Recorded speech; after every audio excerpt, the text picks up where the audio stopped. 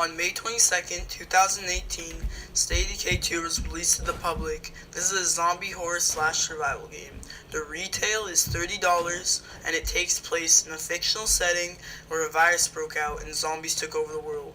State of Decay 2 can load up to 3 other friends in one game. The player has the choice to start out as a duo team of survivors to fight this massive outbreak. Throughout the game, the player can team up with other survivors to expand your fortification and help each other survive and overcome the challenges and progress through the game. In this game review, State of Decay 2 will be judged on its graphics, map, and the gameplay. There's not much to say about the graphics. They're decent, but compared to other games, they don't look very good. When compared to State of Decay 1, it's a big upgrade. The characters, items, vehicles, and houses all look stunning. But when I took a look at the environment, I often got disappointed. The environment looks grainy and still needs a bit of work. For the graphics, State of Decay will receive a 6 out of 10. The gameplay in State of Decay 2 is great. It surprisingly hasn't gotten repetitive and really kicks up my adrenaline at some moments. The player has the opportunity to switch perspectives to any player in the group. The player has a group morale meter, which is determined by threats within the area and amount of supplies. I always had a problem to take care of.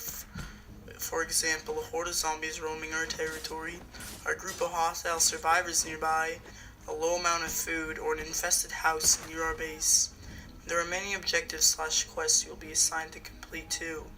For example, a group of survivors in need to build an auto parts shop, or a group of hostile humans stealing our loot, or a sample of zombie tissue to create a cure for one of our diseased group members.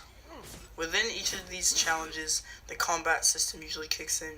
It's mostly just button spamming the attack button and often dodging in a melee fight, sometimes blasting their heads off with your gun or ramming zombies in your car. When encountering other humans, you can trade with them. The currency is called influence. You can obtain influence mostly by fixing problems or selling items to other humans.